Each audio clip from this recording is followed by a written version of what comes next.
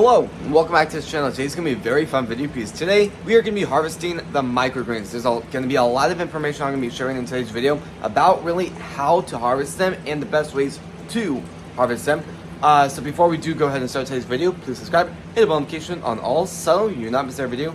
Please like this video. Let's go ahead and start today's video. So, in this greenhouse, I'm growing 5 different types of microgreens.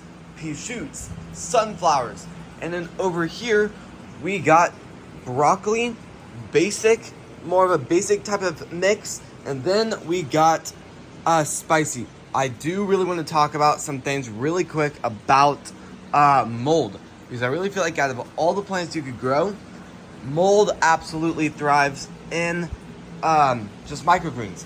For some reason, it's just, I've always had the problem. So I only have 1 out of the 6 trays. Technically, out of 6 trays I'm working with right now, I only have 1 that I have signs of mold in. There's a few in some others, but nothing drastic. But check out that. That is pretty insane. A lot of mold. Here's how we're gonna do it. Now, I've had a lot of people comment in the last few months about microgreens. How do you harvest it when there's mold in it? I've had a lot of people ask, do you just throw it away? Can you harvest it all? Yes and no. You will. So pretty much what I like to do, I kind of like to go around it. I do like to leave. So like this much of stuff, like that much of the microgreens, I will leave around it because that stuff has kind of been contaminated, and I will kind of harvest stuff around it by a lot. Now I would like to say, usually if I would sell stuff, I would get rid of this tray, but I'm not selling stuff. I'm not selling anything that I grow in this specific greenhouse. A lot of stuff that I grow outside, I might consider, but I will say that. But the way we're going to want to do this, so really, the number one thing is when. I get a lot of people ask, when is the time to harvest microgreens? I've honestly asked myself the same question. They are not ready yet, but with spring coming up and I really need to get these plants out and start growing and germinating other plants, I'm going to go ahead and do it now because they technically are ready. I'd more wait till they're about up to here, so they still have a little bit more to go before I really do like to harvest it. But especially with mold starting, I'm a little bit more nervous about that. And then these are about good. These are great in size, and same with the sunflowers. I will say peas tend to grow a lot quicker, same with sunflowers. And it also depends on how much you water it, and good airflow and good lighting for the plants. That really can determine on what will happen. So I'm going to go ahead and start harvesting the peas, and I'll see you guys in a second once I go ahead and start. Now, once you actually think about it, you don't really need that much supplies when it comes to harvesting microgreens. First thing you're going to need is obviously the tray you were growing the microgreens in. Then you're going to need some sort of container. I'm going to be using this, and this is the perfect container you can use for like when you're selling microgreens. And then also when you are selling microgreens, make sure, there's a lot of people that wear like hair net things, and then I usually use gloves when I'm harvesting stuff like this, just so no contamination can happen and no bacteria can get on these plants, because just no one wants bacteria on the plants they're buying from a different company or a small business. Then I would also like to say, you can either use a knife.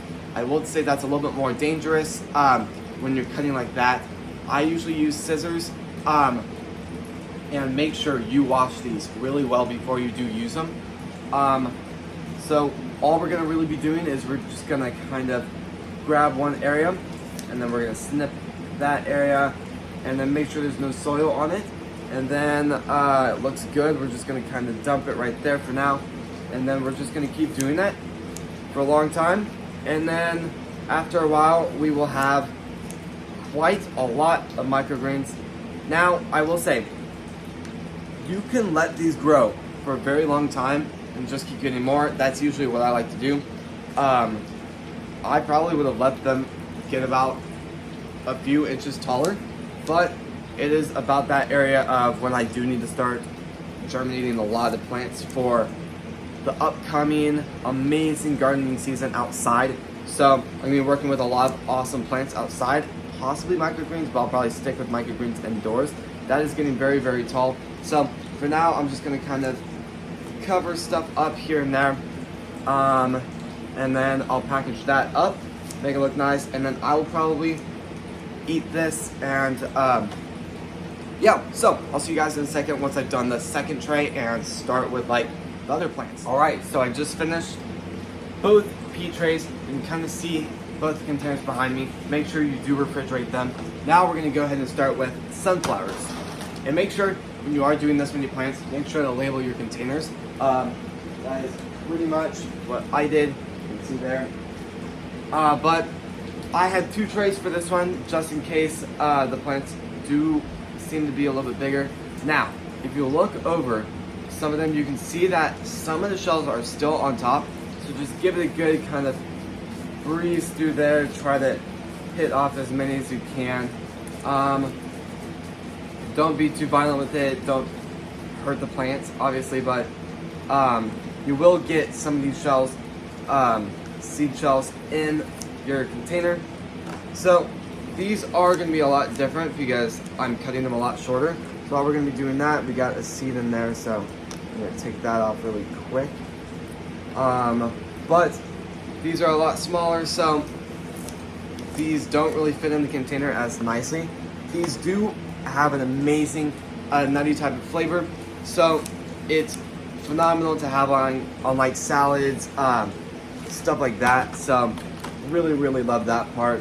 I could probably fit some more in that container. And then there we go. We all definitely got some seeds in there, so I'll go through the container after today's video is done with and take them out. But just keep that in mind. And usually when you do grow the plant a lot bigger, they do really just grow enough to the point where the seeds do eventually fall off on their own. So that is always the highlight of just overgrowing it quite a bit. But all we need to do is snap this container.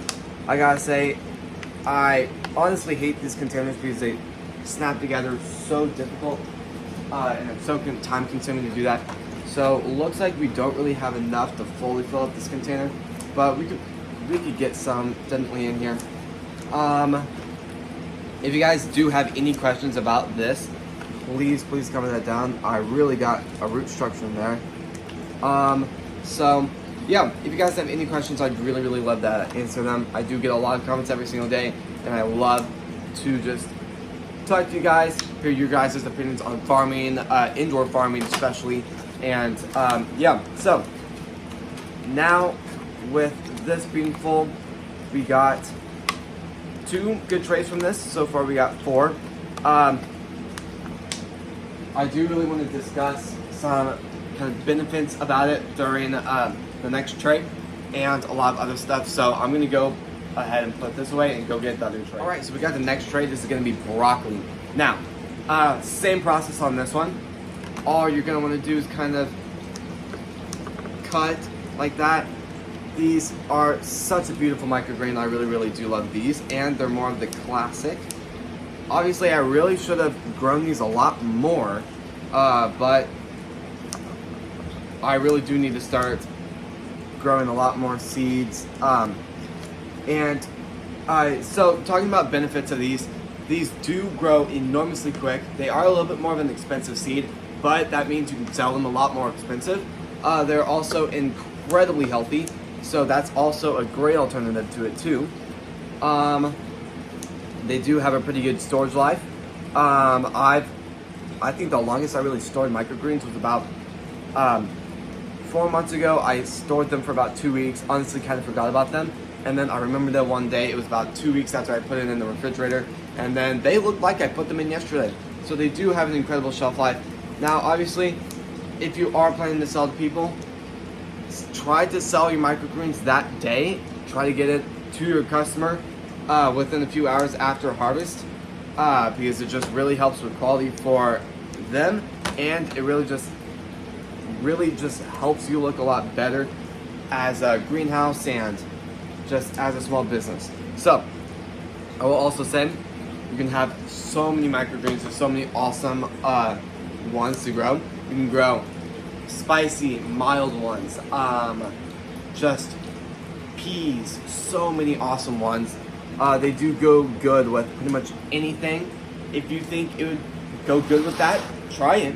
You can try it in something popular is soup, pasta, sandwiches, that's a big one. Salads, even bigger. Just so many incredible ways you can really use these and just eat them. You don't have to eat them by themselves. I've given them to family before and they said they just eated them normally, just took them right just there. I do love to do that once in a while here and there, but they're awesome. One of my favorite things will be microgreens for a long time, and if you are in the business for more of the money, which isn't the best alternative when you are growing crops, just try to be a little bit more cautious on that part, because there are a lot of people that seem to just go into microgreens to make money, because you can make a lot of money off of microgreens, but then a lot of people do end up making a lot more mistakes than other people that are in it for more of the growing part, because you just want to make money, you don't know anything about gardening. Just do your research before you do get into microgreens. And I'm going to go ahead and do the other two off camera, and I'll see you guys at the end of today's video. Alright, so I did end up getting an amazing harvest from this. If you guys are interested in some of these and you guys want to have or want to ask some more questions, please comment those questions down in the comments below. I'd really love to start a conversation with you guys, give you guys some information. And if you guys are hoping to start a business with microgreens, I'd really love to give you guys some good information for that, because I've actually looked into starting a business with microgreens before.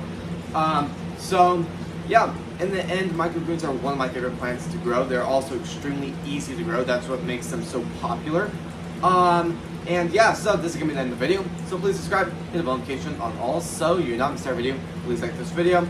I just really want to give a second thank you all for watching today's video and supporting the channel. And I'll see you guys tomorrow when we post next. Now, before I do end today's video, I'll show you guys how much I did end up getting from the spicy.